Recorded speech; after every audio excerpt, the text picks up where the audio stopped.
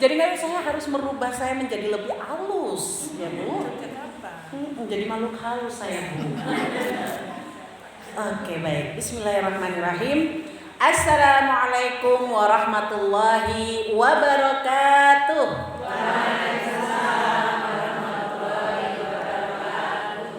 Innal hamdalillah nahmaduhu wa nasta'inuhu wa nastaghfiruh wa na'udzu billahi min syururi anfusina wa min sayyiati a'malina may yahdihillahu fala mudhillalah wa may yudlilhu fala hadiyalah. Asyhadu an la ilaha illallah wa asyhadu anna Muhammadan abduhu wa rasuluh la nabiyya ba'dah. Alhamdulillahirabbil alamin. Ibu-ibu yang dirahmati Allah, kita bertemu kembali alhamdulillah dalam keadaan insyaallah sehat semua ya Bu. Alhamdulillah. Semuanya dari rumah nyatanya mau ngapain Bu? Arek ngaji alhamdulillah, menuntut ilmu. Thalabul ilmi fardhatun ala kulli muslim. Maka bersyukurlah ketika kita masih diberikan kekuatan, kesadaran, kemauan, kelapangan ya untuk thalabul ilmi. Ono uwong sing sehat jasmani rohani ning orang mangkat ngaji karena orang duwe kesadaran. Maka bersyukur kok jenengan sadar untuk belajar. Langkah jenengan dari rumah itu tiap langkah dihitung oleh Allah semakin mendekati surga. Pancen abot Bu, nang dalan iki panas. Mana panas gitu kena angin sepoi-sepoi. Tekan kene. Aduh. Selonjor kaki senderan angin, ngantuk terusan, ya. Tapi itulah namanya ibadah. Belajar itu bentuk kita beribadah pada Allah. Jadi semakin berat maka pahalanya insya Allah semakin besar. Sama-sama bersyukur yuk. Alhamdulillah. Selain mengucap alhamdulillah, wujudkan dengan sikap. Nek wis tekan majelis ilmu, ora lagi ngobrol dewe. Itu caranya bersyukur. Alhamdulillah aku diberi kesempatan Allah untuk datang ke sini. Yo tak gunakan baik-baik kehadiranku ini. Orang malah cari temennya duduk deketan. Lah, ustadznya, gurunya lagi ngomong di depan, dia juga ngomong di belakang. Itu tandanya kurang bersyukur. Udah dapat kesempatan, udah dapat kesadaran, kok nggak digunakan baik-baik. Orang iman itu yang dimunculkan itu dari hati, dari lisan, dari perbuatan. Semuanya harus sinkron, satu jalan. Aku bersyukur, alhamdulillah. Di sininya alhamdulillah. Ning sikapnya jauh dari kata alhamdulillah. Jangan sampai kalau lain di mulut, lain di perbuatan, sama saja dengan orang munafik. Na'udzubillahi min dzalik. Maka tunjukkan, betul-betul tunjukkan rasa syukur kita dengan menghadiri majelis ilmu itu. Sungguh-sungguh duduknya tuh. Ngantuk tahan Bu. Diajak ngobrol tahan. Berusaha untuk enggak jangan. Kalau perlu meneng. Itu lagi di depan lagi ceramah gitu ya. Begitu ibu-ibu ya. Mudah-mudahan rasa syukur kita akan semakin menambahkan nikmat Allah pada kita semuanya. Amin ya Rabbal alamin. Tidak lupa sholawat dan salam semoga tetap tercurah kepada junjungan kita Nabi Muhammad Sallallahu Alaihi Wasallam. Semoga kita termasuk ke dalam umatnya yang akan mendapatkan syafaat beliau. Ibu-ibu, Bu Ibu. Tadi sama MC disampaikan judul kita pengajian hari ini. Ada yang ingat nggak? Tadi MC-nya ngomong asal ngomong aja, aku nggak peduli. Yang penting nanti ngaji. Oh jangan, dengerin dong, usahakan. Ada yang ingat? Apa itu? Iya. Alhamdulillah, itu pentingnya kita menguasai teknologi. Dengan jenengan orang ingat di sini nih HP nyala. Itu pentingnya kita mengetahui teknologi. Teknologi itu bisa membantu kita. Nyatanya si Muyani nggak tahu siapa namanya Bu? Mbak Tina. Oh Mbak Nina. Oke siap, nanti dapat door prize dari saya. Karena tahu judulnya hari ini lewat HP. Ora apa-apa Mbak. Itu memanfaatkan teknologi itu harus ya. Jadi hari ini kita akan belajar peranan ilmu dan iman dalam membentuk pola pikir. Pola pikir ki nek bahasa ngaran. Kuwi iki jenengane mindset. Wong ngaran lek ngomong pola pikir nggak mindset ta? Mindset Bu. Ya. Jadi kita akan berbicara tentang ilmu dan iman dalam hal membentuk mindset. Ya, maka mereka yang nantinya sudah punya ilmu dan iman, mindsetnya itu berbeda dengan orang yang tidak punya ilmu dan iman. Siap nggih? Tidak ada yang jawab, berarti belum siap ini. Dengan tuh Bapak siap. Siap Ibu-ibu? Siap. Coba sambil gerakan supaya nggak ngantuk Bu. Ini jam rawan memang ini. Rawan banget ya. Udah kemerungsung dari pagi, udah dapat tempat sejuk koyo ngene wah. Apa meneh suara saya lembutin. Semakin jadi ya. Oke Bu, kita sambil gerak dulu ya. Yuk. Tangannya digini-ginikan dulu yuk. Yuk tangannya diangkat yang tinggi Bu ya. Diremes-remes ini karena kita nih saya ngelihat usia yang baru 17 cuman saya sendiri kayaknya ini. Ya. Ini biar ini tolong ya, ini digini-ginikan nih, pojok ujung-ujungnya nih diganti pertama gini, terus yang tengah, yang manis sama yang kelingking. Nah, ya. Ini untuk memperlancar darah kita ya, aliran darah ben orang ngantuk Bu. Nah, terus kalau sudah begini-begini sudah Bu? Nah, sekarang diginiin. Oke, good. Ya, ini untuk melancarkan darah sambil gini-ginian. Nah, kalau sudah ini. Nah, iki Simba cocok banget iki, Mbak. Pokoknya. Ya. Kalau ini sudah nih, ya, 3 jari ini pukul ke sini. Ya. Ini dilakukan tiap pagi ya, kalau bangun tidur, ganti lagi ya, Bu. Nah. Sudah kuat, Bu? Sudah ya, insya Allah jarinya udah kuat ya. Ah, ini kalau ngantuk langsung tek gitu ya Bu. Enggak kalau yang itu ya. Oke, alhamdulillah, terima kasih semuanya ya. Alhamdulillah. Baik ibu-ibu semua, apa peranan ilmu dan iman dalam membentuk pola pikir? Saya ingin bertanya, panjenengan, ini saya nggak perlu pakai perkenalan ya Bu? Ada yang baru pertama kali hadir? Ada, jenengan Bu. Oh alhamdulillah, jenengan tiang pundi Bu? Oh gitu. Oh jenengan ngomongin yang sebelah. Oh gitu. Oh jadi jenengan berdua baru pertama kali ini. Alhamdulillah, besok muncul lagi ya Bu. Oke sip. Nanti kalau mau tahu siapa saya tanya aja sama Buning lah ya. Biar gak kurang-kurangi waktu ya Bu. Baik ibu-ibu semuanya. Pernah dengar ayat ini? A'udzu billahi minasy syaithanir rajim. Inna fi khalqis samawati wal ardi wa ikhtilafil laili wan nahar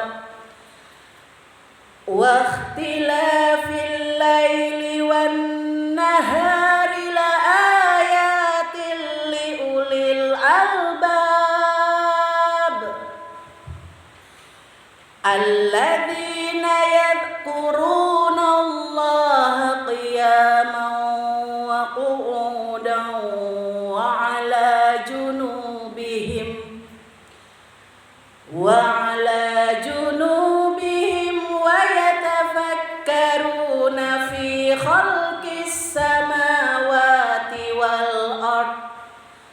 Rabbana ma khalaqta hadza batila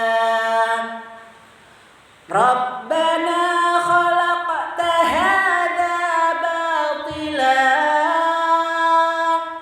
subhanaka faqina adzaban nar. Pernah dengar ayat ini, Bu? Pernah dengar? Benar. Ayat piro iki? Surat apa iki? Iya, ini adalah ayat di dalam Quran surat Ali Imran ayat 190 sampai 191. Ya ayyuhalladzina amanu. Ya, itu di awal-awalnya tuh ada kalimat kayak gitu. Tapi ini di ayat 190 bunyinya Inna fi khalqis samawati wal ard. Sesungguhnya dalam penciptaan langit dan bumi, waqtilafil laili wan nahari dan pergantian siang dan malam, la ayatil liulil albab, la ayah benar-benar sebagai tanda li bagi ulil albab, orang-orang yang berfikir.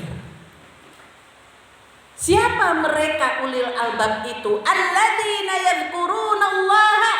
Mereka adalah orang-orang yang berzikir, yang mengingati Allah. Qu'udan saat mereka berdiri, ya.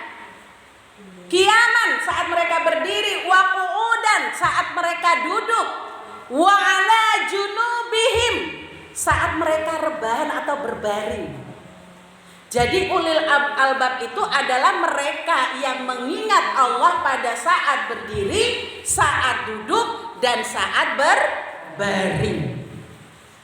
Kemudian mereka akan berkata, ya, mereka berpikir tentang penciptaan langit dan bumi dan perputarannya siang dan malam. Mereka akan berkata gimana? Rabbana ma khalaqta hadza batil. Ya Rabbku, ya Rabb kami, tidaklah Engkau menciptakan semua ini sia-sia. Faqina adzaban nar. Jauhkanlah kami dari api neraka. Ketika mereka berpikir tentang ayat-ayat Allah, bertambah keimanannya, maka mereka berkata, Rabbana ma khalaqta hadza batil faqina adzaban. Maka orang-orang yang berilmu ini, setiap kali melihat mereka membaca ayat-ayat Allah, ayat Allah itu ada dua. Saya pernah kasih tahu kayaknya nih di sini nih. Ada dua, yaitu apa? Ayat, siapa itu yang bunyi? Ada tadi tuh. Ayat, betul, ayat kauniyah dan juga ayat qauliyah. Yang kedua yo, ayat kauniyah dan ayat qauliyah. Mereka orang-orang berilmu itu kalau sudah melihat tanda-tanda Allah, tanda-tanda ayat-ayatnya Allah, maka mereka akan bertambah keimanannya. Mereka akan semakin tawadhu. Orang yang berilmu itu kalau ilmunya benar, ya, ilmunya benar, itu akan membuat dia menghormati orang lain. Gak karena dia pinter terus dia cari gara-gara terus sama orang, pengennya berantem terus. Ngomong kalau iso dia yang paling benar. Orang kalau ulil albab itu enggak seperti itu. Semakin dia memahami ayat Allah, semakin dia menguasai ilmu padi. Makin merendah, makin merasa enggak punya apa-apa. Nih orang yang enggak punya ilmu, wah sudah, nek berantem paling kenceng suaranya. Nek diskusi paling tahu semuanya. Nunjukin nek dia iki ngerti. Ayat ini tadi di Quran surat Ali Imran ini adalah ayat yang menunjukkan betapa ilmu dan iman itu mampu membuat seseorang memiliki pola pikir yang baik.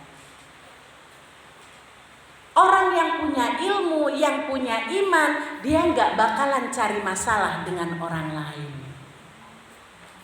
Tidak mau menyakiti hati orang lain. Orang lain itu bisa dia punya mertua. Kalau mertua ya paling dengan menantu, ya. Jadi dia kalau dengan menantu, walaupun menantunya naudzubillah, dia tetap bisa sabar. Menantu sama mertua yang innalillah, dia juga bisa sabar. Karena dua ilmu. Saiki ilmu itu apa? Saya tak kasih tahu ilmu itu apa. Ilmu itu kalau dalam bahasa, secara bahasa, ilmu itu lawan kata dari bodoh. Ya. Jadi orang sing ora tahu ngaji, ora ngerti apa-apa, terus dibilang bodoh itu wajar, Bu. Karena memang itu, secara bahasa itu artinya itu. Ilmu itu, dia nggak punya ilmu agamanya, ya berarti dia bodoh dalam hal agama. Ya, itu yang pertama. Yang kedua, kalau secara istilah, mengetahui sampai hakikatnya. Jadi benar-benar paham. Kalau dia seorang guru, maka dia paham betul liku-likunya ngajar anak TK. Kalau dia misalnya dia seorang hakim, dia paham betul dengan urusan kehakiman. Dia seorang dokter, dia paham betul dengan ilmu kedokteran. Maka itu dibilang orang berilmu. Ya. Kemudian yang menurut syar'i, kalau menurut syar'i itu ilmu itu adalah yang sesuai dengan amalnya, ilmu yang sesuai dengan amalnya, dan amalnya sesuai dengan ilmunya. Kalau kita melihat seseorang yang kelihatannya Masya Allah sorbanan, pakai gamis panjang gitu ya, tapi kelakuannya tidak sesuai dengan ajaran Islam, maka itu bukan ilmu yang benar. Ilmu yang benar akan merubah seseorang menjadi lebih baik. Itu ilmu yang benar. Jadi kalau ada orang yang kelihatan titelnya panjang banget, ini tidak bisa mengelola dirinya, nggak bisa mengelola sikapnya menjadi lebih baik, maka ilmunya belum benar. Sampai di sini paham, Bu? Orang menang baik ini ngerti apa orang ngono lho, ora apa-apa nek ngerti. Nek orang ngerti itu loh yang bahaya. Bisa dipahami ya Ibu-ibu ya? Maka sampai di sini kira-kira menurut panjenengan ilmu itu penting apa boten? Penting ya Bu? Kita sering-sering aja pengajian. Ben belajar terus. Jenengan mau awet muda mau ora? Nek arek awet muda minimal ngaji 3 kali sepekan, Bu. Iki wis pira? Udah berapa kali nih dalam 1 pekan ini?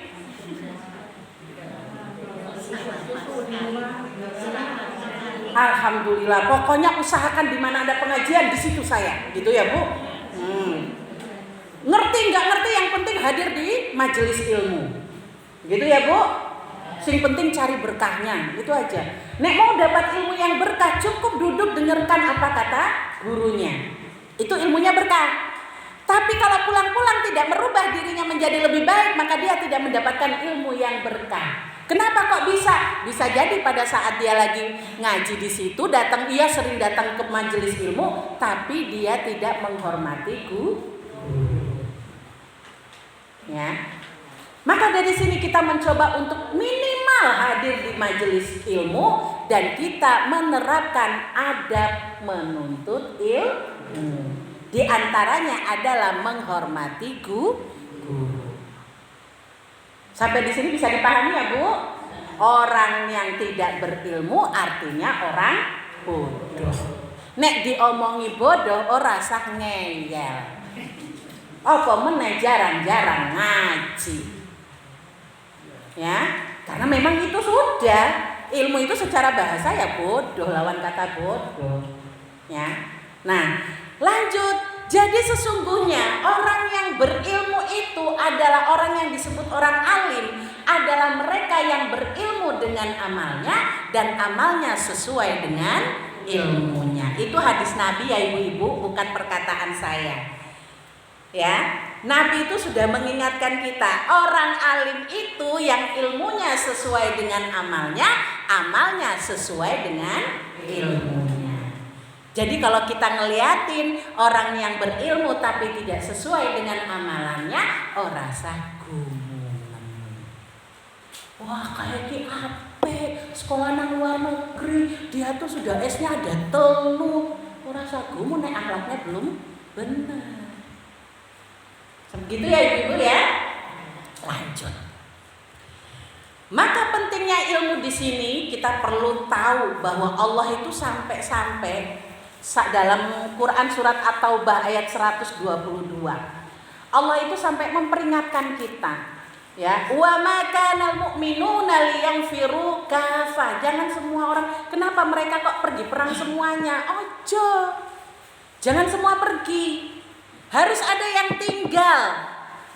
Ada yang tinggal saat itu tinggal bersama Rasulullah.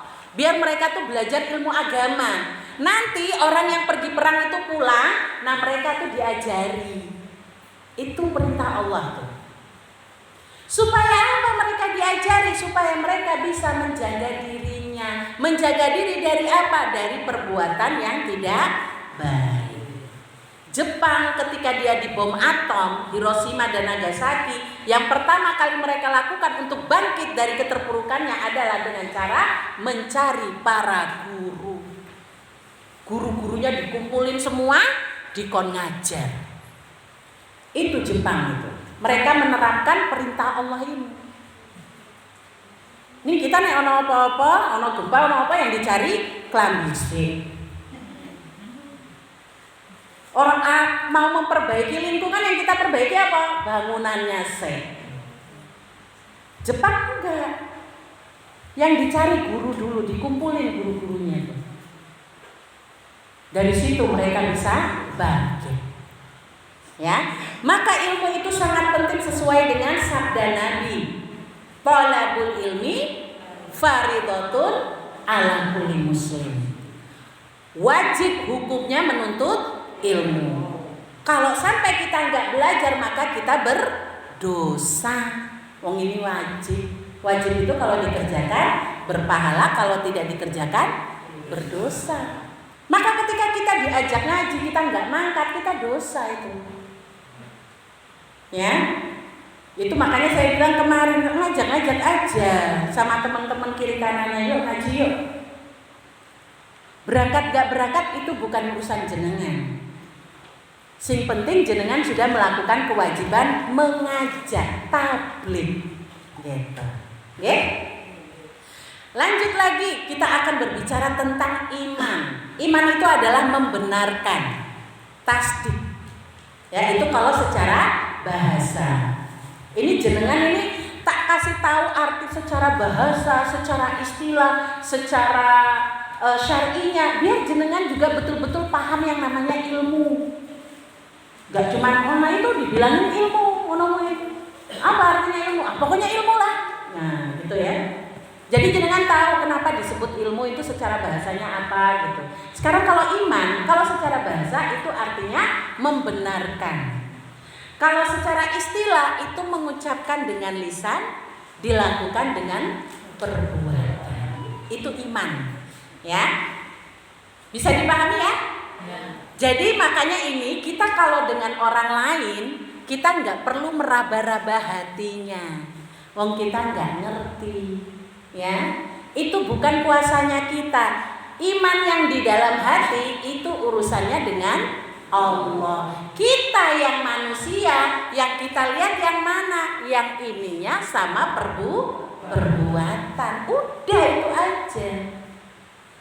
Ya, jadi nggak perlu kita ulik-ulik yang di bagian hatinya. Oh dia tuh nggak ikhlas nek koyo ngono kayak enggak, udah ikhlas nggak ikhlas urusan dia dengan Allah. Kita harus berjuang, pokoknya ikhlas berjuang. Terus ada yang, wah nek ikhlas berjuang tapi aku nang ngomong, "Oh, nek ngono kuwi kowe iki ora ikhlas." Ikhlas kayak gitu urusannya dengan Allah. Kita urusannya cuman lisannya aja sama perbuatan itu yang kita lihat. Paham ya ibu-ibu ya?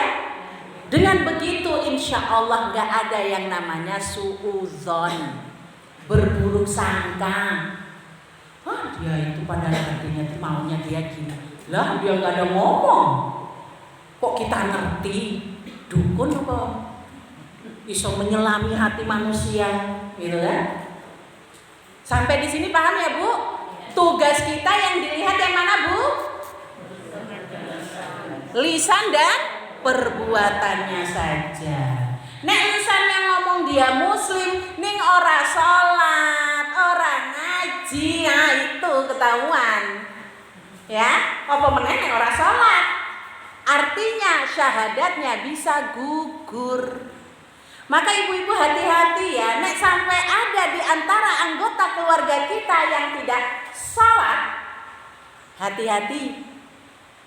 Jenengan punya kewajiban mengingatkan. Bendino rapopo. Tenang aja, ada 20.000 kata jatahnya kita perempuan. Ngomel aja Bu. Kok ini orang angkat sholat sih? Ini kan udah jamnya sholat. Orang angkat. Orang apa? 20.000 loh Bu. Habiskan hanya untuk ngomelin orang pergi berangkat sholat. Karena kalau kita tidak ingatkan, besok tanggung jawab kita di akhirat juga kena. Ngopo kok anakmu ora sholat? Wis tak kandhani lho berapa kali kandhani. Aku bendino kandhani, tiap saat tak ingatkan terus. Nih dianya yang itu kita lepas sudah. Udah lepas tanggung jawab. Ya. Jadi tugas kita berdakwah itu adalah mengingatkan orang lain untuk apa? Untuk melakukan ketaatan kepada Allah. Maka pentingnya kita tahu bahwa oh ternyata iman itu selain diucapkan di mulutnya harus dengan perbuatannya. Sholat itu ibarat kita ngabsen, isi buku absen. Ngaku jadi anak kelas 2 nih di absen ora ono. Namamu nang absen ora ono. Berarti bukan kelas 2 ini. Aku orang Aisyah nih dilihat di kartu NBM-nya nggak ada kok, oh, berarti bukan. Sholat ibarat kita mengisi buku absen. Subuh, duhur, asar, maghrib, isya, hadir terus. Oh iya betul ini muslim. Dicari-cari lah. Subuh ora ono. Duhur, asar yo ora ono ki. Ming maghrib. Itu pun karena diajak sama temennya. Ini hati-hati ya Bu. Saya tuh ngajar di SD. Ono sing bocah-bocah iki orang sholat cuma 1 kali sholat sehari. Ini tanggung jawab siapa? Orang tua. Orang tuanya tidak hanya bapak ibu, nek di situ ada mbahnya, maka mbahnya juga bertanggung jawab. Jangan mau di dalam rumah kita ada orang yang nggak sholat. Karena kalau sampai dia nggak sholat, dia akan mendatangkan laknat Allah. Emang mau dalam rumahnya kena laknat? Maka mulai sekarang ibu-ibu ya tekadkan. Ojo nganti dalam rumahku nggak ada orang yang sholat. Sholat kudu 5 kali. Nek ming loro napa telu itu bukan sholat. Ya, itu bukan sholat Bu. Ya, kalau cuma 2-3 kali apalagi udah masuk akil balik, wah itu lebih lagi. Nek anak-anak kecil mungkin baru latihan deh. Nek sudah yang akil balik, jenengan wajib mengingatkan. Nah sekarang kalau tadi itu baru istilah Bu, saiki yang syariahnya. Iman itu apa? Yaitu keyakinan yang kuat, diikrarkan oleh lidah dan dibuktikan dengan perbuatan. Keyakinan yang kuat. Kita ada yang sudah pernah sowan sama Allah, ketemu sama Allah udah pernah? Udah ada yang pernah ketemu belum? Pengen ketemu enggak? Yo jangan waktu dekat lah ya. Nah iso ya kosek lah. Jangan cepat-cepat urung siap sih. Nah ya. Kita belum pernah lihat Allah, belum pernah bertemu malaikat, yang nggak tahu surga neraka seperti apa. Ini jenengan percaya apa ora? Percaya. Kenapa kok percaya? Kenapa kok yakin? Ya karena itulah orang iman. Mau ada buktinya atau ndak ada buktinya, kita percaya. Tasdik itu tadi loh, ya, membenarkan. Abu Bakar Asy-Siddiq ketika diceritakan bahwa Muhammad baru kembali dari Isra Mi'raj dalam satu malam, padahal mau ke Palestina itu zaman itu naik onta itu minimal 1 bulan lebih. Ning Muhammad cuma 1 malam. Abu Bakar diceritakan itu oleh orang-orang kafir Quraisy dengan harapan dia nggak percaya, malah bilangnya apa coba? Kalau itu berita datangnya dari Muhammad, saya percaya. Padahal dia nggak lihat. Dia sendiri lagi pergi waktu itu. Kalau itu datangnya dari Muhammad, saya percaya. Maka dia disebut dengan asy-syahid, yang membenarkan. Itu iman tuh. Kalau sudah bicara tentang iman, maka walaupun kita belum ketemu buktinya yang nyata, entah karena otak kita yang memang gak nyampe, tapi kalau itu sudah datangnya dari Allah dan Rasulnya, maka kita percaya. Itu iman. Oke? Bisa dipahami nggih? Alhamdulillah. Saya lanjut kembali. Maka ketika orang memiliki ilmu dan iman yang benar, pola pikirnya juga akan menjadi benar. Selalu positif thinking. Selalu berpikir positif. Apapun keadaan yang dia terima, yang Allah berikan pada dia, dia akan terima sebagai sebuah apa? Ujian dari Allah. Dia akan ikhlas menerima semua yang terjadi pada dirinya. Itu kalau dia punya ilmu dan iman yang benar. Orang punya jabatan tinggi, punya gelar tinggi, ning nek ora duwe iman Bu, iso terjun dari lantai 5. Ada kayak gitu. Dokter masih muda, nggak kuat dapat celaan, dapat bulian dari temennya, lompat mati. Coba. Itu karena ilmu dan imannya nggak sinkron. Hanya bisa dapat ilmu tok, tapi imannya tidak dikuatkan. Maka ilmu dan iman ini harus berjalan seiringan. Hasil dari keduanya ketika berjalan seiringan, maka dia akan memiliki pola pikir yang positif. Apapun keadaannya, apalagi kalau jenengan masih ingat dengan penyampaian saya yang di masjid sebelumnya, itu tentang bagaimana seorang muslim menghadapi kehidupan sekarang ini, ya. Banyak sekali ya problematikanya itu. Banyak sekarang berita-berita bunuh diri hanya gara-gara apa? Didatengin DC, judol, apalagi pinjol, kayak gitu kan? Itu, iya, pinjol, pinjaman online, judol, judi online. Itu tidak kuat menahan penderitaan, akhirnya bunuh diri. Maka peran ilmu dan iman di sini sangat penting. Yang namanya pola pikir atau mindset ini ada 2 Bu. Ya, yang pertama namanya fixed mindset. Apa Bu? Fixed mindset atau pola pikir yang menetap, nggak berubah.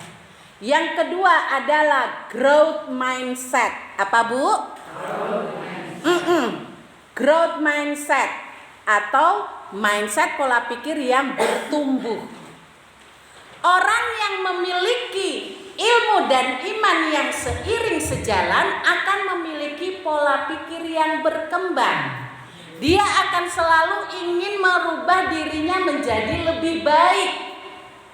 Dia bisa mengevaluasi tingkahnya sendiri, alih-alih mengevaluasi tingkahnya orang lain. Lebih peduli untuk menghitung-hitung dosanya sendiri. Orang sibuk ngitung-ngitung duit tetangga. Wis duwe TV anyar saka ngendi. Padahal kerja ya kaya ngono. Kok iso? Nah, ya. Kok iso?